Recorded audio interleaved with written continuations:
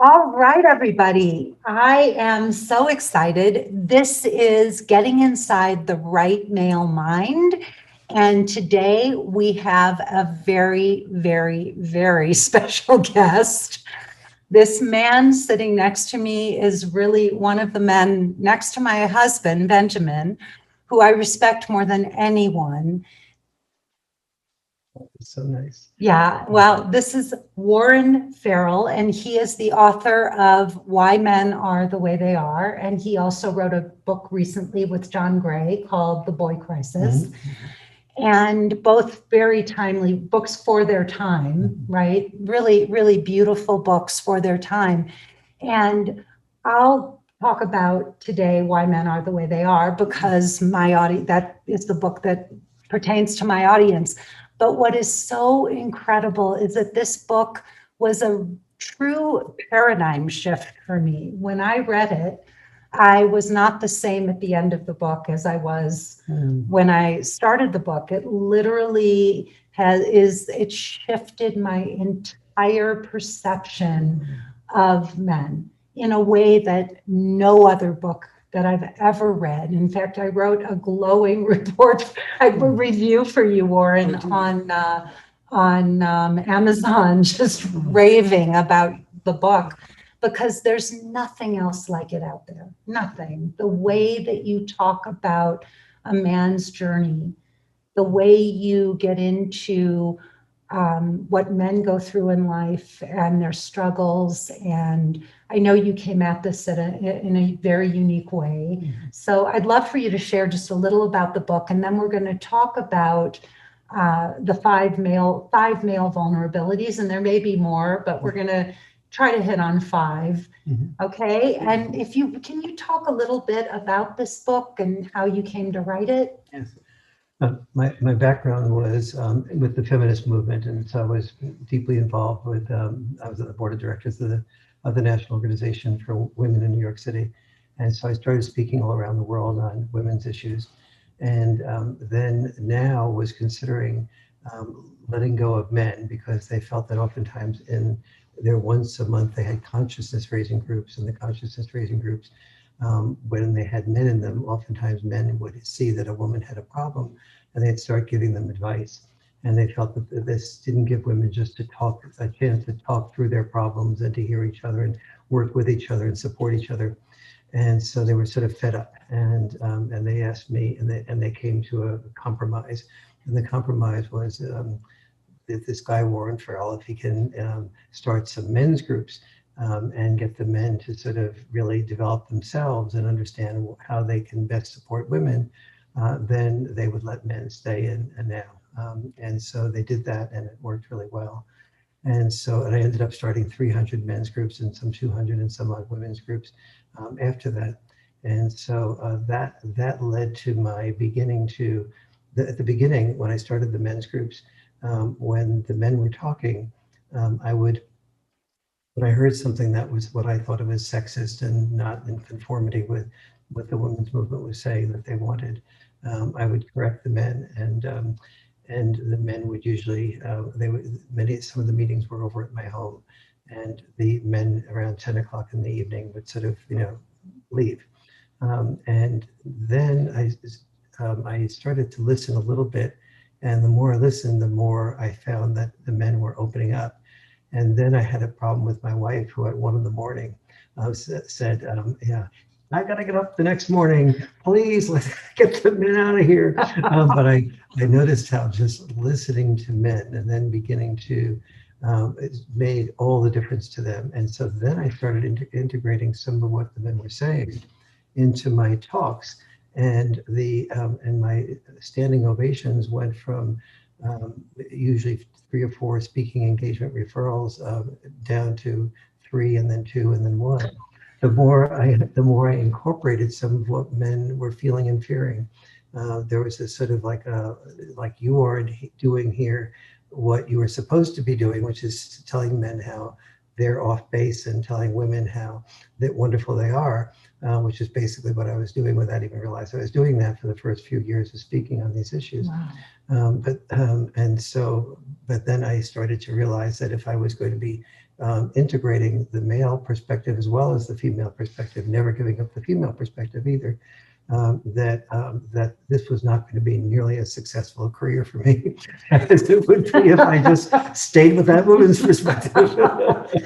Well, and that really does bring us, Warren, to the subject that at hand, because the revelation for me when I read your book was, wow, this is going on both sides. Men are suffering equally as much as women are.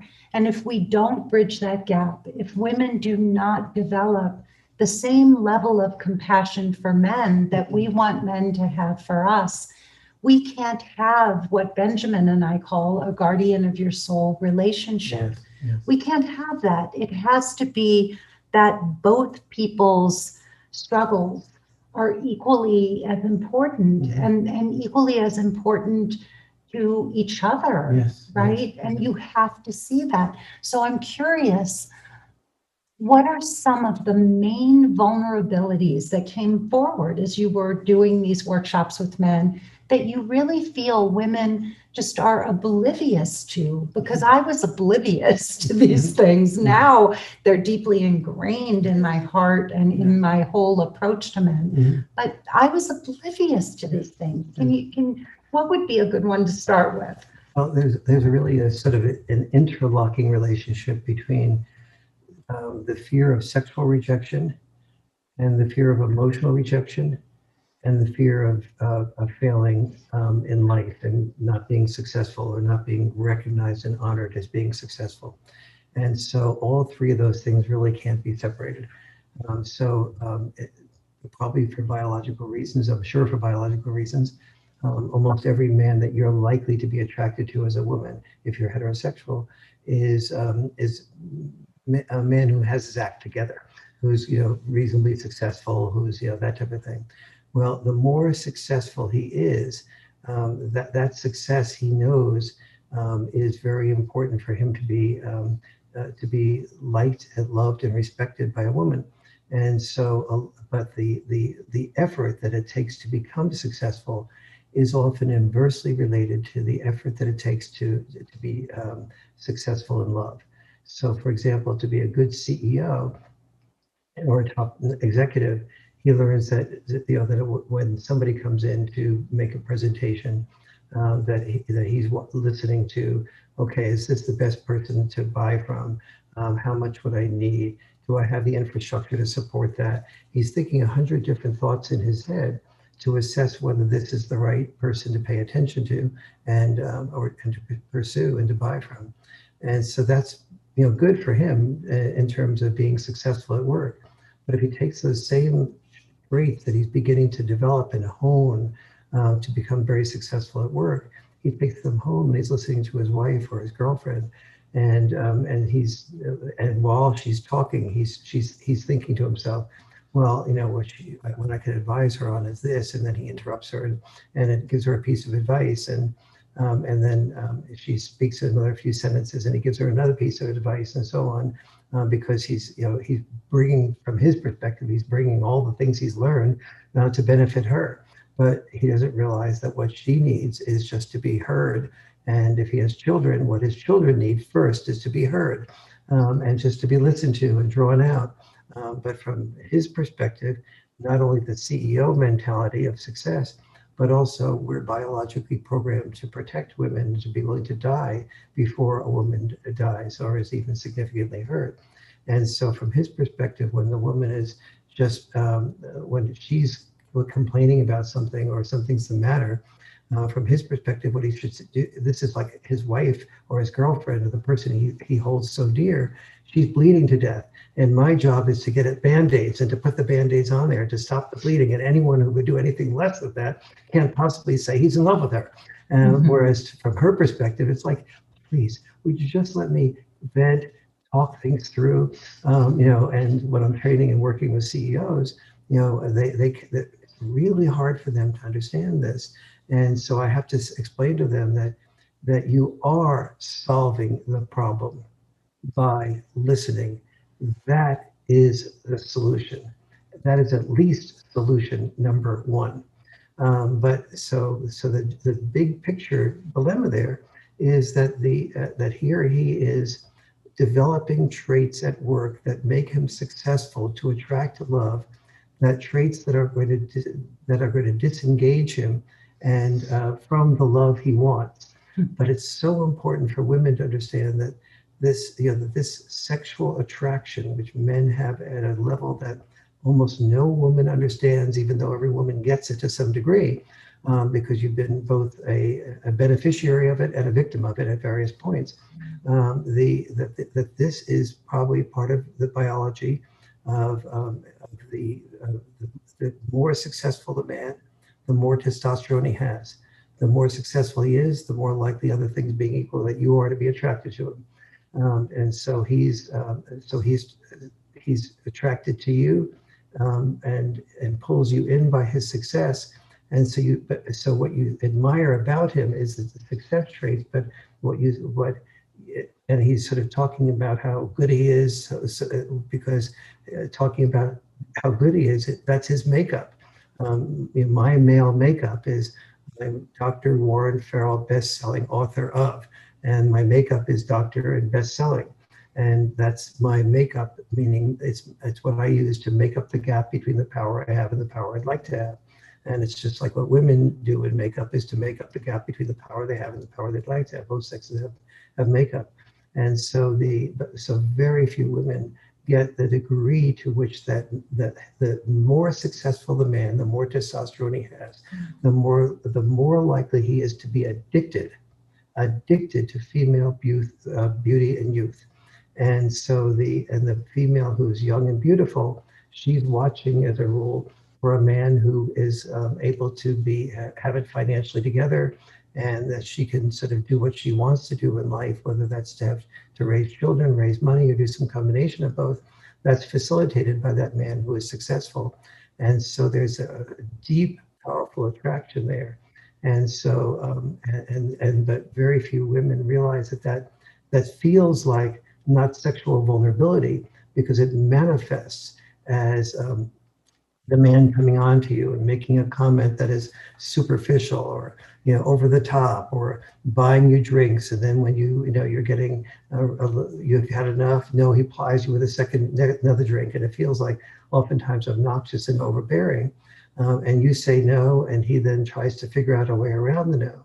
And what's the purpose of it? Why is he doing that? And how do you buy into that? Many women do buy into that, because they instinctively know that if you marry a man who stops at the first no, what type of salesman is he going to be? How can he support you? And so what you want is you saying no, and then finding out how he handles the rejection. How does he handle the no? Does he handle it by backing off and giving you space? Does he handle it by coming on stronger?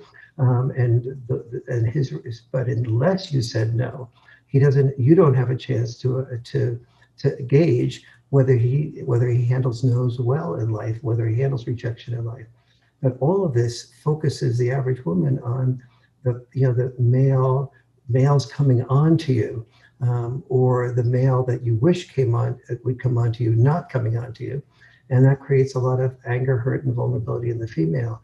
And it makes most females blind to another major misunderstanding, which is that when you're in a relationship with a woman, when he's in a relationship with a woman and the relationship breaks up, he is more likely to experience depression and suicidal tendencies, and go out and do compensatory behavior like drinking, or go out and find another woman real quickly to make him feel better. Which only convinces the woman that he has no real attachment to her, but in fact, that is just compensation for what's going on inside, which is a deep amount of hurt and pain, and our inability as men to talk with each other about the pain of losing the person we love, because we don't give each other time, we don't listen to each other very well on those issues. And so all of those things make most women miss the fact that when men and women break up in a long-term relationship, anything more than just a few nights of sexuality, men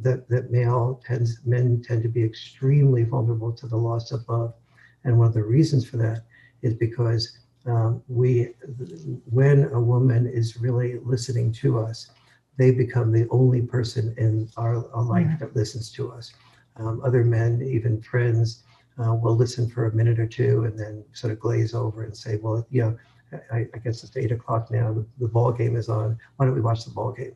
And distract each other through that. And Lauren, I really want to pause there for a Sure. second too, because it's really important that women understand how vulnerable men are when there is a breakup and they're cut off from that primary source of all of their emotional connection. And not only that, they wind up walking away feeling badly. They feel like they failed as a man. They may have been trying to make this woman happy and nothing could please her.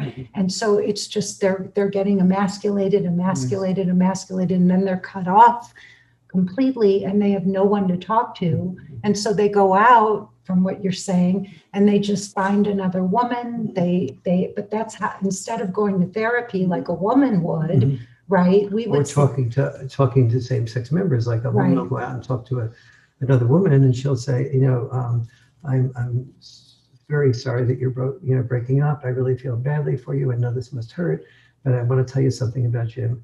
When he was at a party, I saw him flirting with another woman, or I've always felt you deserve something more than Jim, and this is just going to open up opportunities for you. I know, sweetie, you don't understand this now and get it now, but you'll feel better. You're really worthy of somebody more than him. Yeah. Men just don't do that for each other. No, and I think a lot of women will then fall into this wounded man who seems emotionally available, but he's really in a weakened position. They come out of divorces, right?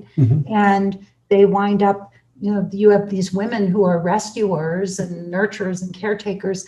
They find these men and they think, oh, he's emotionally available. And then the man gets gets himself back together, and he wants to go out and experience his freedom. Yes, exactly. And he doesn't want to be with the woman who saw him in that weakened position. Is that true? Yes, sometimes yes, and sometimes no. If a woman is sort of like has a tendency to fall in love with a wounded man, it is usually she who will oftentimes start being with him on one level and then disconnecting him from him on another level, because very few women really want a long-term relationship with a man who is feeling weakened, vulnerable. That's not the Lois Lane did not fall in love with Clark Kent. She fell in love with Superman. And Clark Kent may have been able to express his feelings and his fears and stuff like that. But until he manifested as Superman, she had no interest in him loving. And so a woman will sometimes, if the man is really good looking and maybe she's had a desire for him before and when he was in another relationship, and she's seen him in a strong position, she may feel she may be okay with him admitting weakness at the beginning. But if that is a long-term feeling, most women will distance from that. There are some women who have a low enough self-worth that they allow themselves to fall in love with somebody they can take care of. But then very mixed feelings usually come from that, because women do not usually, it's hard for a woman to respect a man who's in vulnerable position, and it's very difficult for a woman to fall in love with a man she doesn't respect. Yeah. Another thing that I know just jumped out at me from Why Men Are the Way They Are was when you were talking about how women will read self-help. We read a lot of self-help stuff. Yes. And then we go to men and we want to tell you all the stuff you're not doing right. We want to tell you all of our knowledge and all of our self-help stuff, but we're not living it. We're talking about it, we're reading about it, but it's not like we live it. It's really up here. It's not integrated. And something that you said really jumped out at me that men respect men who do and don't talk about doing. Yes. And with the same with women, they respect women, they would in turn respect women who do and don't talk about what they're going to do. But one of the problems, I think, or the disconnects is women like to talk a lot about stuff and not do. Yes, absolutely. And it's annoying for men. It is somewhat annoying for men. And first of all, the most important thing I think to understand is that men read self-help books too. They're called business books. And from the male point of view, I love when you do this. Like something and just spin it. It's so incredible. Go ahead. Sorry.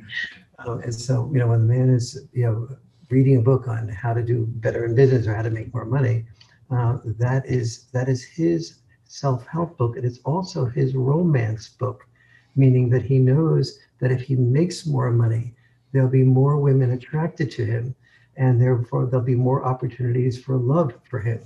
But he's doing exactly the things that are oftentimes the opposite of what the woman is reading as to what a man should do from a self-help perspective. And this is why so often, as I was mentioning before, the qualities that it takes to succeed at work are often inversely related to the qualities it takes to succeed in love. And this is why it's so important that the sexes communicate with each other. And this is why I've been doing couples communication workshops for the past 30 years, is because it's so, men and women just tend to they look at life through their own perspectives, and they see the other sex at fault, and the man doesn't know that he doesn't know what the woman needs because he spent all his life preparing to do something that he thinks the woman needs and she does need, which is sort of a respect for him and a certain amount of financial success. But at the heart level, he doesn't need that only. And so he then oftentimes alienates the very people that he is working for. So especially when men have children, this is where you really see what I call the father's catch-22. Fathers learn to love their children and family by being away from the love of their children and family, often doing things that violate the core of what they want to do. So for example, I knew a guy who was a wonderful elementary school teacher. He lived for his younger kids. It was one of the rare males that taught about 4th and 5th grade. And then he got married and he had children. Nothing changed when he got married. But the moment he had the first child, his wife wanted to spend a lot of time focusing on the children and maybe sending the child to a Waldorf type school. And so she was really devoted to the children. So she wanted to take off the first few years until her son went to school and take care of the child full time. He heard that desire, but that also meant that income was lost, and there was a new source of money that there was a need for more money. And so he had to give up being an elementary school teacher and go into administration and become a principal. And then eventually he became a superintendent of schools. And so and what oftentimes we look at a distance is, men are, there's more superintendents of schools who are men than there are superintendents of schools who are women. This is male privilege. In fact, from that dad's point of view, this wasn't male privilege would have been to stay as an elementary school teacher, or male privilege would have been to stay home full time with his children. Now you might say, I wondered what percentage of men really want to stay home full time to be with the children. And I was really a little surprised when I looked at the work of the Pew, when I was doing the research for the Boy Crisis book, actually, that I read the research, the most recent research of the Pew Research Center, and they asked men if you had the option to work, these were only full-time working men, if you had the option as a full-time working man to continue working full-time or to be with your new child, which would you prefer to be, if it had to be full-time with the children or full-time work? And 49% of the men said, I prefer to be involved full-time with my work, but that would be irresponsible because my wife wants to be with the children.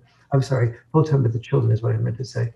but that would be irresponsible because my wife wants to be with our son or daughter.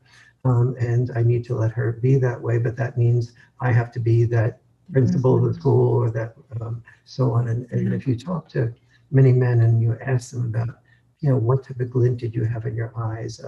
If you ask a man, were you ever a musician? Did you ever play guitar? Did you ever have a fantasy of being a full-time musician? Or did you ever have a fantasy of being a writer, an author, an actor? And many men will say yes.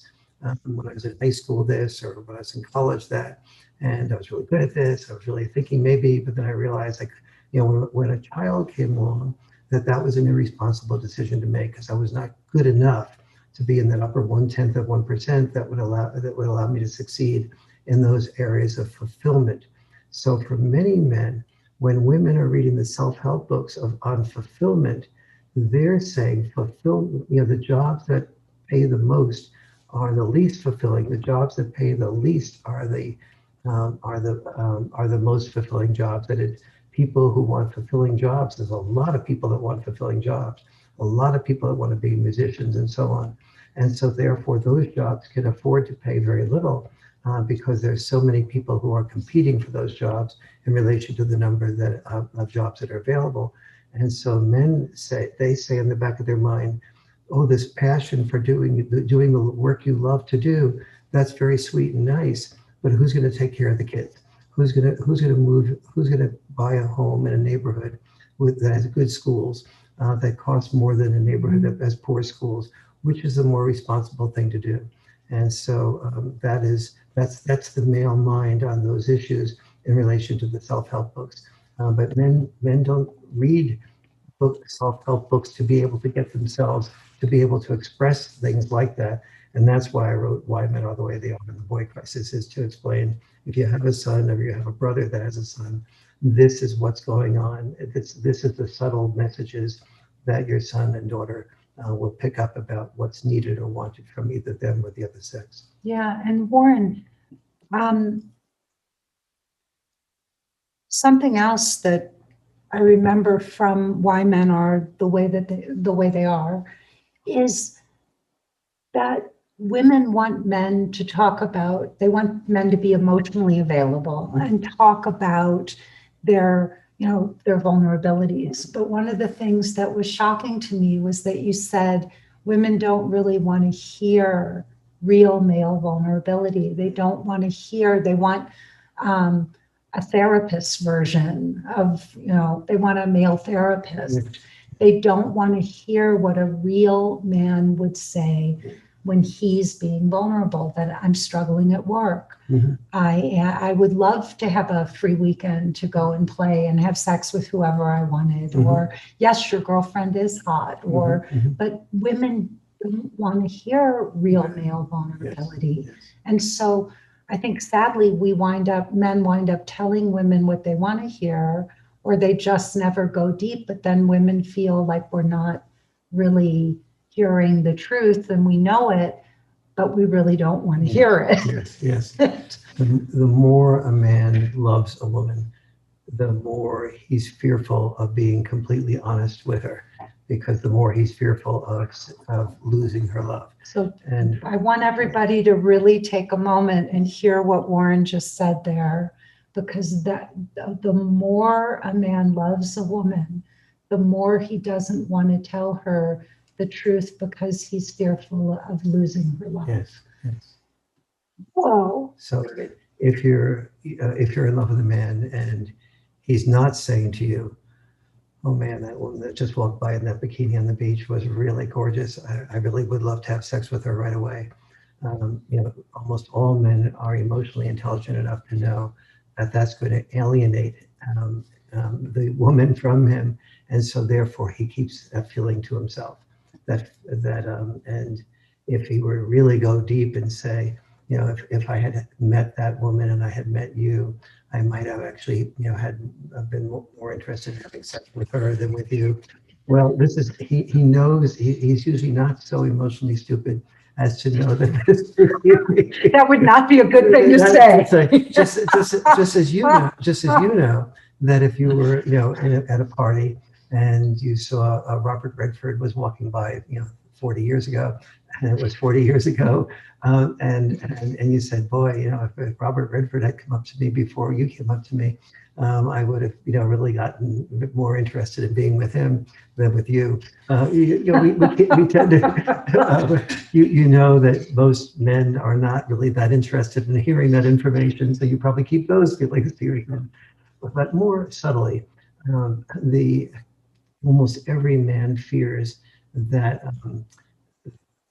that there is something that he's at work that he can't that he's not being promoted as quickly as somebody else, and he fears opening up his heart about that and saying, I just wonder whether what I am doing that is not allowing me to be promoted as quickly as somebody else. So he might say instead, oh, the boss is a real jerk, that type of thing. And you sort of see through that and you say, well, why don't you be accountable?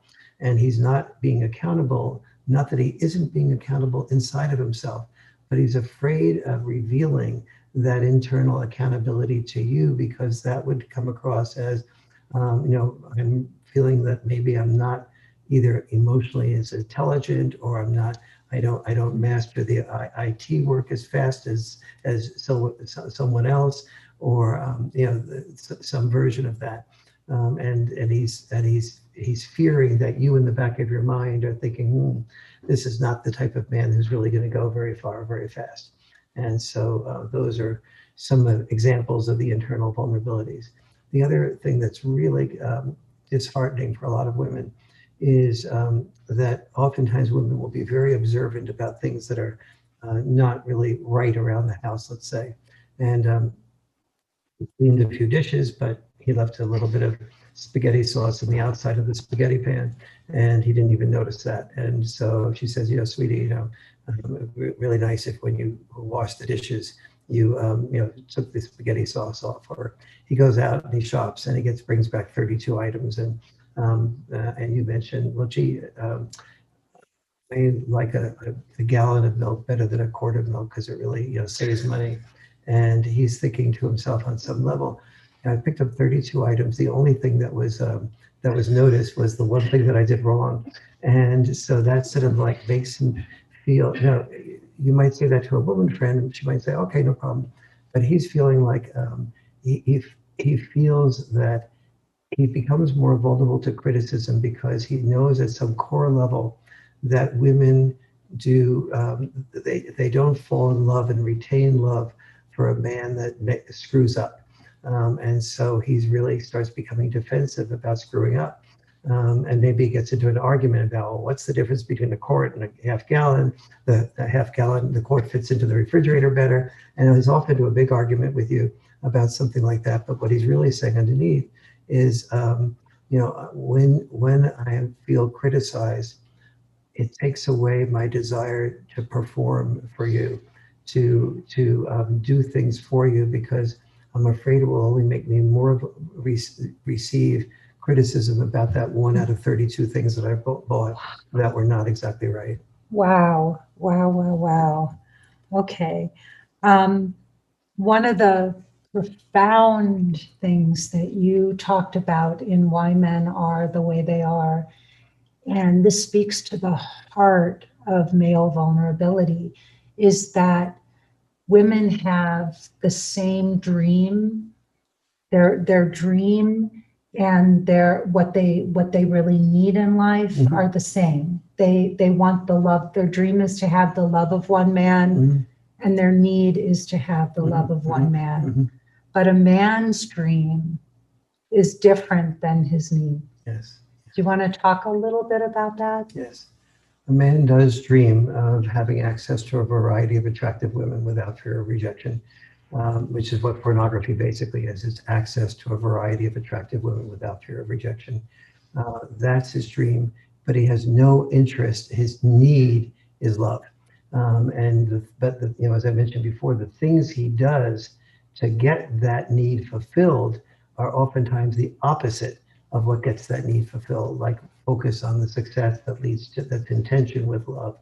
And so that is really a core understanding, a core understanding to have if you want to understand men. And so when that man is off um, interested in some version of pornography, like you catch him looking at some beautiful woman walking by who's 15 years old, and you're sort of disgusted and turned off at about 11 different levels. That's the fantasy for a second. That's the biological fantasy that's programmed into him. But if you were to ask him, who would you like to marry? And who would you like to have children with? It would not be that 15-year-old girl in the bikini that he just had an experience with. So there's this enormous tension. And the more successful and powerful that man is, the more testosterone leads him to fantasizing for that 15-year-old, that he would have no interest in marrying. But when he gets divorced, he is far, far more likely to commit suicide, to be deeply depressed. When men and women are going through family court situations, 90% of the people who commit suicide, 90% are fathers going through family court situations because they've lost their wife. They've often had their children alienated from them. The courts are often unresponsive to what they're saying, so they feel rejected at every core need level. I've lost everything I'm working for. The more successful he is, usually the harder he is working to get the love of his children, but the things that he's doing often make you think it's exactly the opposite he's interested in, because it came to that, his daughter's recital, and where were you? We live in New Jersey, and you're off in Michigan, pitching some company on something. That doesn't show me that you love the children. But from his perspective, he was doing that to put to get you into the best home, the best neighborhood, the best school. That was his manifestation of his love for his children, but it doesn't really become very apparent very quickly. And he has to give up his fantasy to get his need, right?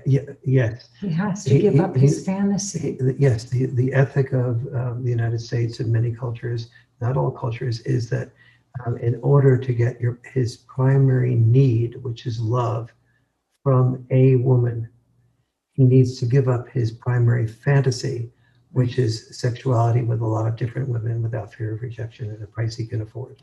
And it's important, one thing that women just don't understand, we feel entitled to monogamy. We feel entitled if a man is going to be with us, that's how it needs to be.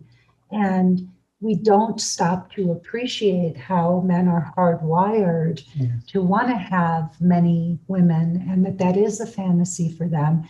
And yes, they will give that up for the love of one woman, but also to understand that that's something that a man is giving up. Yes. It is something that he is giving up, and his biological need, men are wired to procreate, right? Yeah. To spread their seed and have as many children as he can. Yes. So what you just said is so important, because so many men sense this, but almost no man can articulate it, which is exactly what you just said.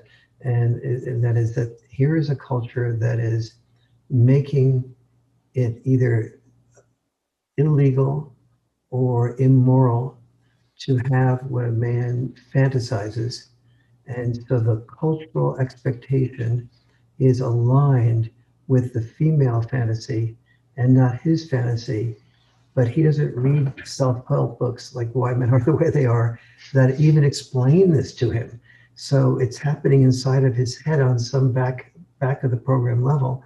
And when, after forming 300 men's groups and hearing these things over and over and over again, but only over and over again, when every single man in that group knew and that everything that was said in that group was confidential.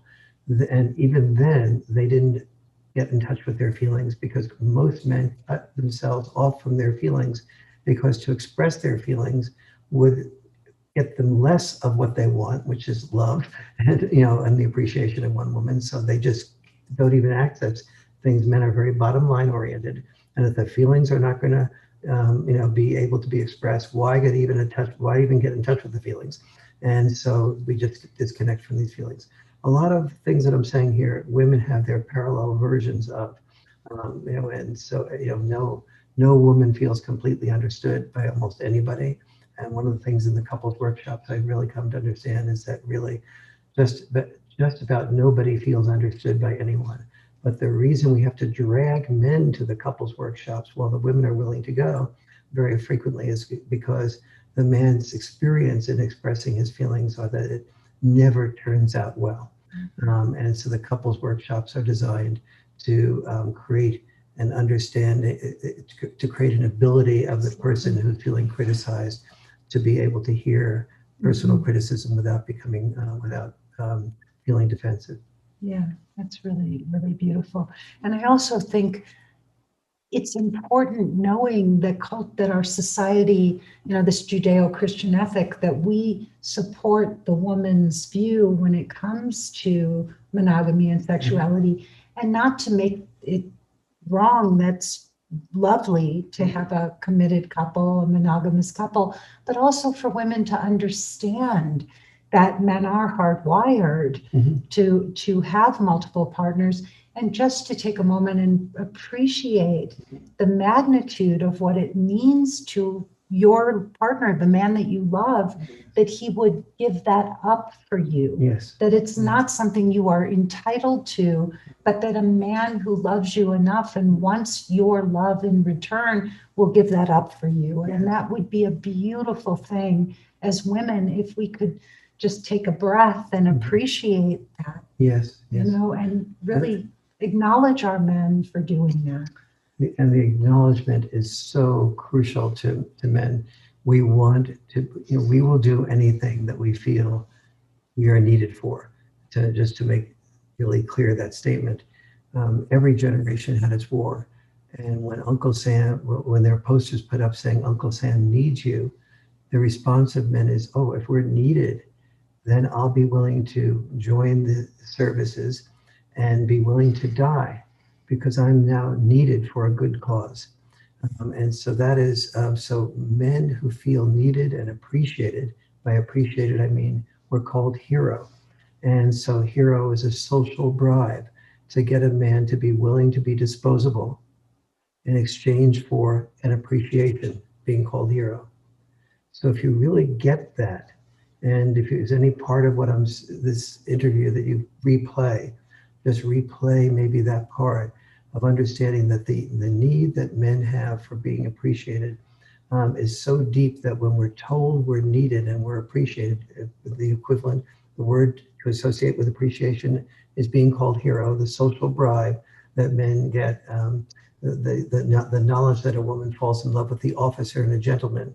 She does not fall in love with the pacifist and the and so on. And so you have to know that when you're saying to a man what you appreciate, I really appreciate that you're giving up your fantasy to look at a lot of other women and to have sex with them, and you're exchanging that because you love me so much. It'll allow you to feel how deeply loved you are. It will allow him to feel appreciated.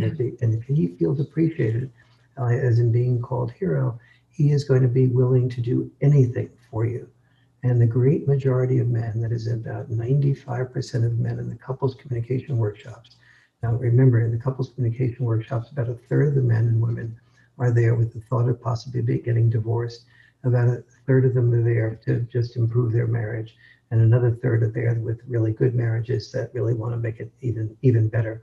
And so with a third of the men there who are, and the women there who are considering a divorce, nevertheless, 95% of men write down on a piece of paper that their partner will never see, that they would be willing to risk their life to die for their partner if she was in jeopardy, and that they would be willing to risk their life at the 50% level if their partner's life was in jeopardy.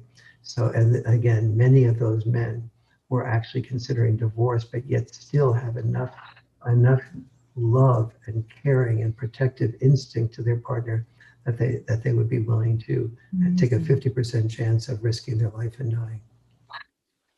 That's incredible.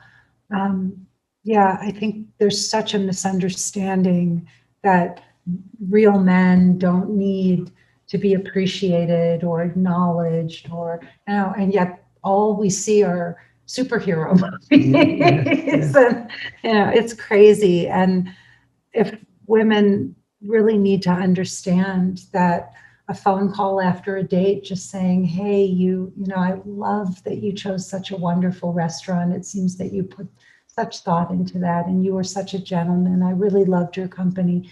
Anything, but men will eat that up. The right men are going to really love that, a woman who's acknowledging and appreciative.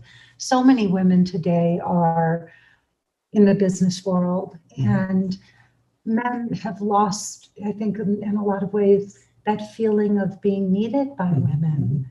And that's a very sad thing because women are so proud of being self-sufficient and independent.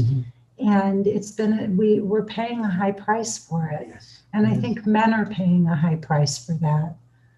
There are so many lonely men and women. There are so many women who, 53% of women under 30 who have children without being married.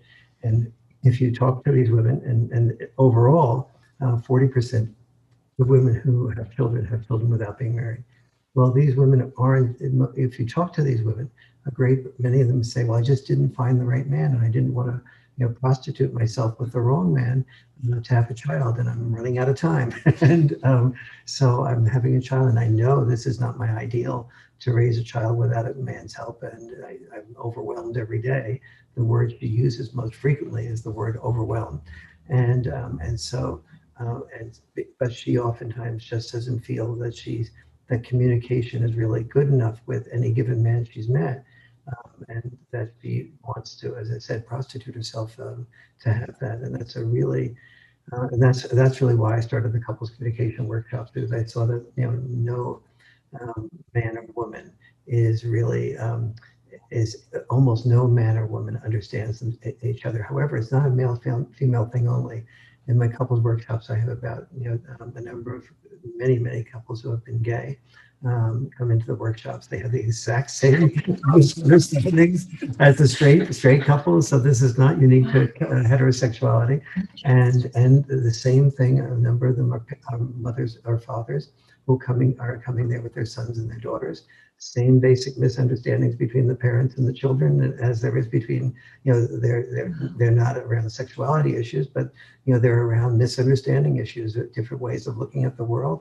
And you punished me for this, Mom, and that was such a stupid thing to do, and having no idea, and then not seeing it that the mother is, that punishment hurt the mother more than it did the child from the mother's perspective, and so when they walk out of there, really hearing the other person's point of view, it's like, wow, I feel loved in a way that I never understood that I felt before. And so the one thing I'll share here is that the one gift of COVID in my life was that it gave me a chance to put this couples communication workshop on Zoom. And if you're interested in knowing more about it, just email me at warren@warrenfarrell.com, or just look up warrenfarrell.com. You'll get my website, and then I'll give you more information on it. But now the couples communication course is available for a fraction of what it would have cost to actually take it. Awesome. That's fabulous. Warren, the last one that I really want to talk about is another thing that you mentioned in the book, was about how many men, by and large, are the ones who initiate sex.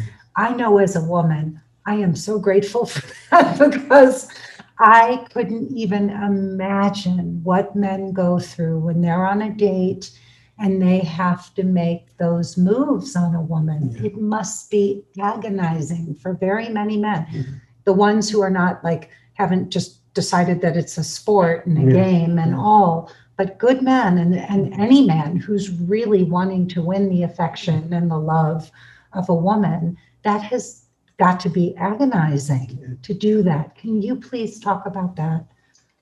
I used to explain this a lot when I was talking, when I was on the board of Down. I would explain this intellectually. And I realized that neither sex could understand each other from my intellectual explanations. They did at the moment, but a year or two later, when I would come back to the same campus to speak again, they would often say, I would press them about what they really got out of it, and it was just sort of like minimal. So I started to do role reversal dates and men's beauty contests. And I said, guys, if you're here to understand women, how many are here to understand women? Oh, all right, I am. And so I said, all right, if you're here to understand women, understand that one aspect of being female is that every woman is in a beauty contest every day of her life. Whether she's attractive or unattractive, she's in that beauty contest. She's just in different positions in that contest. So I'd have every man in the room come up and on the stage and fill the aisles, et cetera, to be in the beauty contest of everyday life that women go through. At the end of the beauty contest, there were sort of 6 finalists. And then afterwards, I processed the information that the finalists were experiencing, or what was going on in their heads. And guy after guy would often say things like, "This is weird. I feel like I've spent the last hour and 20 minutes trying to prove to every woman here that I'm the best looking guy in the room. And now that I've been chosen the best looking guy in the room, I'm feeling kind of angry that I wasn't appreciated for my intelligence, my values, my way of being, my compassion, my caring, everything that's really important that I spent my whole life working on. It's all gone. And what have I done? And I got to admit that I spent the last hour and 20 minutes focusing on the exact thing I got focused on for.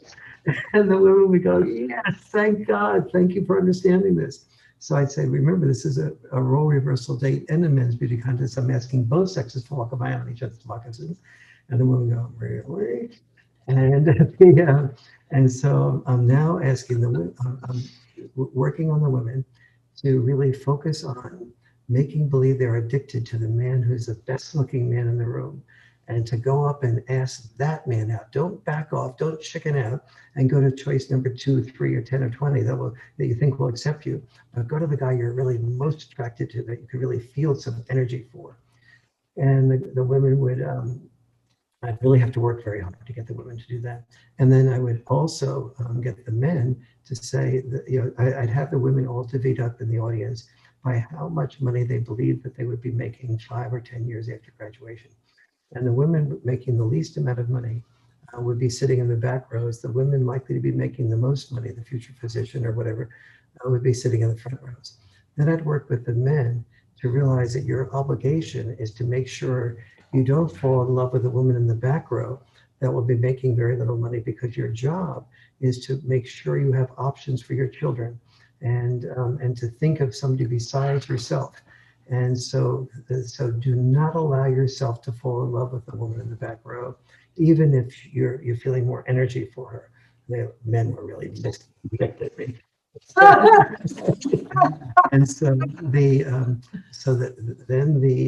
would say to the women, okay, go, come on up. And the women would ask some of the women would compete for their first choice man. So that usually meant, like in a group of hundreds of women and men, that there were maybe 8, 9 women competing for the best looking man and most of the finalists. And so afterwards, the processing of this, women would say some version of,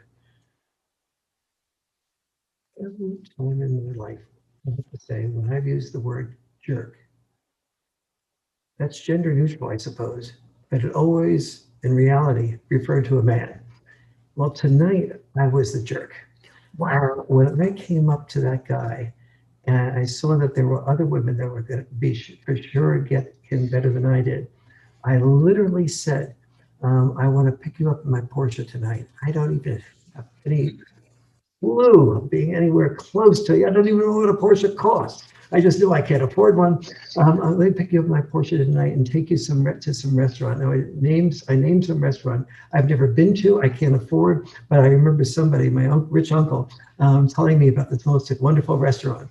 And then worse yet, I started to see that the guy was interested, but I still wasn't, better than the top 3 or 4 women. And so finally, I took that guy by his arm and I pulled him away from the other guy. And I said, just a minute, I just want to explain a little bit about myself to you.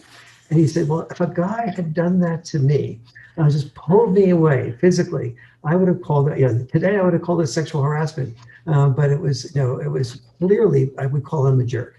And the guys would just go, thank you, thank you. So that my being that jerk came from vulnerability, and that so much of male behavior, being often the jerk, comes from trying to not underneath be rejected by you. Amazing.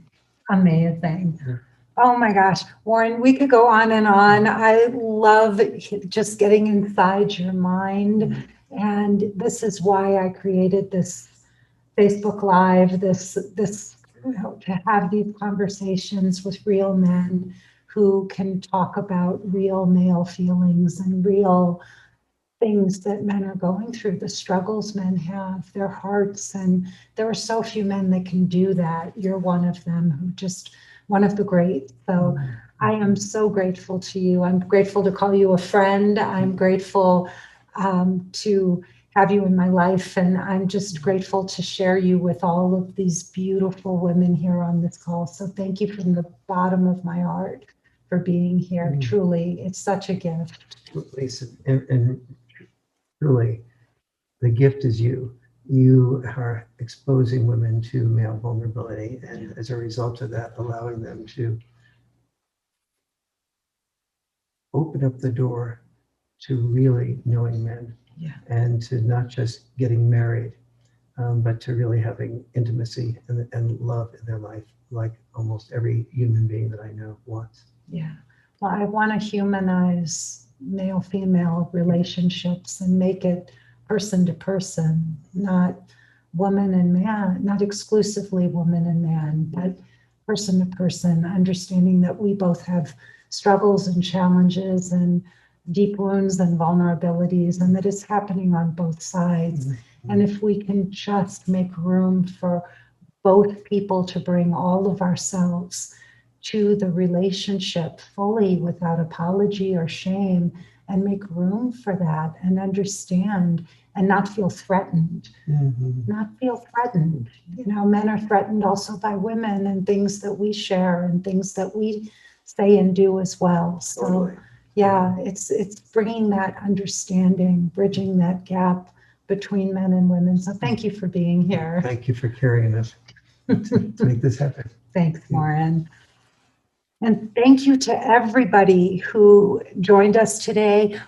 I do these every Sunday with my husband, Benjamin, at 10 a.m. Mountain Time. So please come back and join us. This is Getting Inside the Right Male Mind.